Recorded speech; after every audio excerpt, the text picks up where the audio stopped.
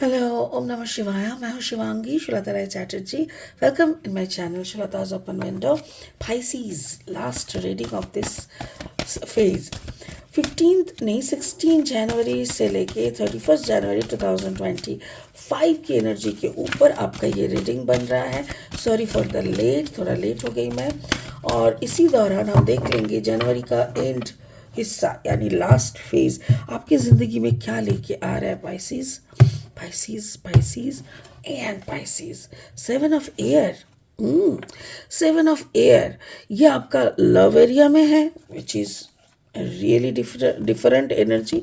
आपका career finance में सन है, बूमिंग. एंड आपका जो ओवरऑल एनर्जी है that is S of fire. मतलब नया कुछ करने की ठान चुके हो और नया कुछ करने की उम्मीद लेके एकदम खटड़क खटड़क खटड़क चले जा रहे हो, ऐसा लग रहा है. प्यार के मामले में like there are lot of people liking you. आप बीच में बैठ के आप ना देख रहे हो लोगों की पागलपंती, या हो सकता है कि आप कोई ऐसा पब्लिक फिगर हो कि जो लोग आपको बहुत प्रेज करते हैं, आप एंजॉय करते हो, बट किसी के लिए कोई कोई स्पेशल फीलिंग्स का कुछ बात नहीं दिख रहा है मुझे. ठीक है. स्पिरिट का ब्लेसिंग कार्ड बोल रहा है रोमांटिक लव. Pisces, कुछ रोमांटिक लव आने वाला है क्या? Let's see. चलो इसको लास्ट में हम क्लैरिफाई करेंगे. फिलहाल लेनोर्मन डेक से 3 कार्ड लेके रीडिंग को आगे करेंगे.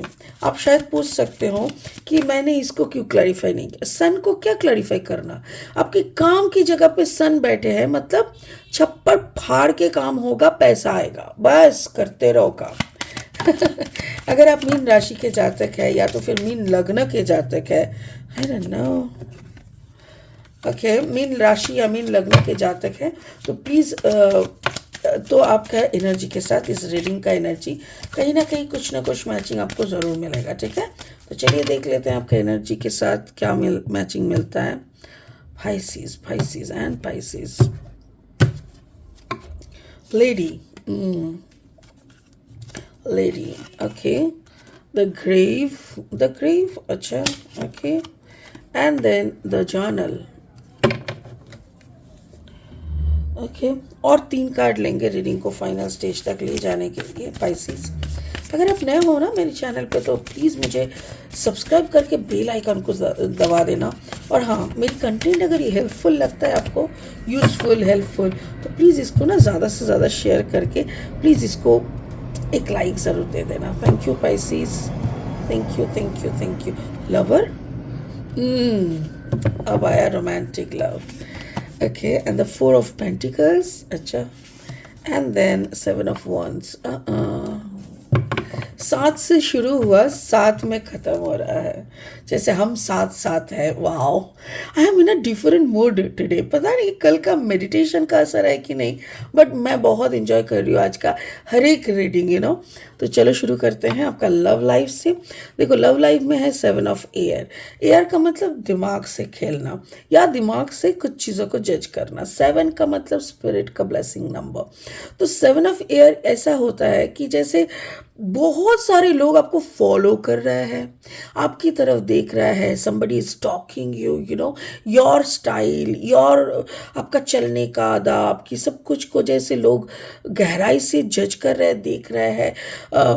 ऑब्वियसली आपको बहुत वाह वाह वाह वाह कर रहे हैं. और इस सब प्रेजिंग में जैसे आप समझ पा रहे हो खुद की value. Card number 29. 9 + 2 = 11. You are the master. You having the master number. 11 is the master number. तो आप खुद को जैसे समझ पा रहे हो. It can be lady, it can be person, anyone. तो आप ना जैसे खुद को सबकी नज़र से फिर से आप खुद को जज कर रहे हो. वाओ, अच्छा मैं ऐसा हूँ क्या, ये लोग मुझे ऐसे बोल रहे हैं क्या, मैं ऐसे हूँ क्या, ऐसा. You are finding something more interesting. उसके साथ साथ मुझे लवर एनर्जी दिख रहा है. मुझे लवर एनर्जी ऐसे ये वैसे तो ये एक जेमिनाई एनर्जी है, बट वैसे बोलूँ तो इट कैन बी लाइक आपका कॉम्बिनेशन हो Pisces एंड जेमिनाई का. Pisces जेमिनाई क्योंकि यहाँ पे भी एयर साइन है, जेमिनाई खुद एक एयर साइन है। हो सकता है कि आपका जो पार्टनर है आपको एक नई सिलसिले से देख रहा है, आपकी चेंजेस, आप चेंज हो रहे हो। Yes, that is the point, I got you. आप चेंज हो रहे हो, आपको लोग दूसरी एंगल से देख रहा है, आपकी चेंज को लोग नोटिस कर रहा है, आपकी पार्टनर भी उसको नोटिस कर रहा है और आपसे, आपकी तरफ अट्रैक्ट हो रहा है। आपको समझ आ रहा है कि changes are happening, changes are all changes are happening and आप उसको ना बहुत अच्छी से इंजॉय कर रहे हो। इंजॉय इंजॉय पाइसिस, मुझे ऐसा लग रहा है कि खुद की चेंजेस में भी एक बड़ा सुकून होता है, एक सक्सेस होता है, वही आप इंजॉय कर रहे हो। आपका जो करियर फाइनेंस है दैट इज, देखो सन जब आते हैं ना तब तो इसको क्लैरिफाई करना बेवकूफ़ी है, बिकॉज सन है भाई, everything is in your court, ऐसा है। फिर भी मुझे देखना पड़ेगा क्योंकि ये है कार्ड नंबर 19, 9 + 1 = 10, यानी नंबर 1। आपकी जो काम है, आपकी जो मतलब करियर है, वो नंबर 1 पे ही चल रहा है। वो धीरे धीरे स्लोली अगर चल रहा था, वो अचानक से बुम हो सकता है।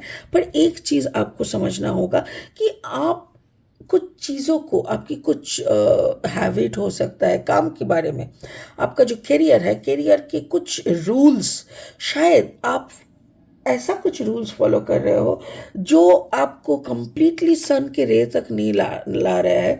और if I am not wrong, आपको ना थोड़ा सा उसमें काम करना पड़ेगा। और वो क्या है, आपका हो सकता है कि आपका जो हैबिट, आपका फोकस हिल जाना, आपको लेथर्जी आ सकता है, आपको हाँ ठीक है करेंगे, अभी छोड़ दो कल देख लेंगे, ऐसा टाइप का अगर कुछ हैबिट है उसको आपको दफनाना पड़ेगा। अगर आप दफना रहे हो ना, देन आपकी पैसों की भी कोई कमी नहीं होगी। आपको, अगर आप सिर्फ पैसे के लिए काम कर रहे हो तो मत करो। अगर आप कुछ बनाने के लिए काम कर रहे हो, अगर आपके दिमाग में ये है कि आपको एक आश्रम बनाना है, आपको एक कुछ और करना है, सोसाइटी के लिए आपको कुछ करना है, सोसाइटी के लिए आपको खड़े होना है, आपकी स्टेबिलिटी सिर्फ आपकी नहीं है और भी 10 लोगों की भलाई के लिए है, ये अगर आप सोच रहे हो तो ज़रूर होगा, ज़रूर होगा। बट अगर आप सिर्फ पैसा खुद के लिए, खुद की बढ़ोतरी के लिए कर रहे हो, तो यहाँ पे मुझे नहीं लग रहा है कि आपको एनर्जी आ रहा है और आपके साथ कोई पॉजिटिव एनर्जी, इसीलिए आप फॉलो, मतलब आप महसूस नहीं कर पा रहे हो। सो सन आने के बाद भी हो सकता है कि काम में रुकावट आए, बट चीज़ों को ऐसे देखो कि you are working for society, you are working for the universe. आपका ये पर्पस है, लाइफ पर्पस है, ठीक है। ओके, ओवरऑल एनर्जी देखो, एस ऑफ फायर। ऑब्वियसली इतना कुछ समझने के बाद ऑब्वियसली आप एक नए सिलसिले से चीज़ों को शुरू करना पसंद करोगे और करोगे। उसके लिए आपको शायद थोड़ा जर्नल लिखने का ज़रूरत है।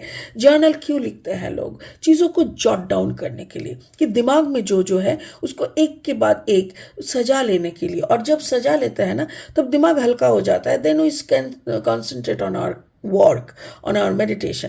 वही चीज़ करने के लिए स्पिरिट बोल रहा है, कार्ड नंबर 26, 6 + 2 = 8। आपको जॉट डाउन करना, आपको जर्नल लिखना बहुत ज़रूरी है और जर्नल लिखने के बाद आपको मेडिटेशन भी करना ज़रूरी है।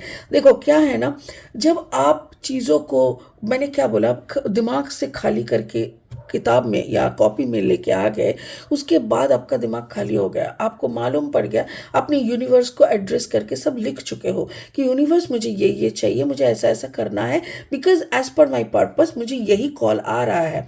तो आपने लिख लिया, उसके बाद आपको क्या करना है, आपको शांत होकर बैठ के सिर्फ यूनिवर्स के साथ कनेक्शन बनाना है, क्योंकि काम तो वो करेंगे, आपका तो कोई काम है नहीं, काम वो करेंगे। आपको मेडिटेशन करके सिर्फ उनके साथ एक रिलेशनशिप बनाना है, एक कनेक्शन बना के रखना है, ताकि वो सारे काम को अच्छे से समझ के आप जैसे बोल रहे हो उसी के अकॉर्डिंग करके दे। समझ गए? बिकॉज यूनिवर्स को छोड़कर और कोई कुछ करता तो नहीं है। स्पिरिट का ब्लेसिंग कार्ड देखो, रोमांटिक लव। अब मुझे समझ में आ रहा है कि ये रोमांटिक लव क्या है। Actually it is a connection between you and your universe and your purpose. देखो यहाँ पे भी हमने क्या देखा कि मे बी आपका कॉम्बिनेशन है जेमिनाई एंड बाइसिस का।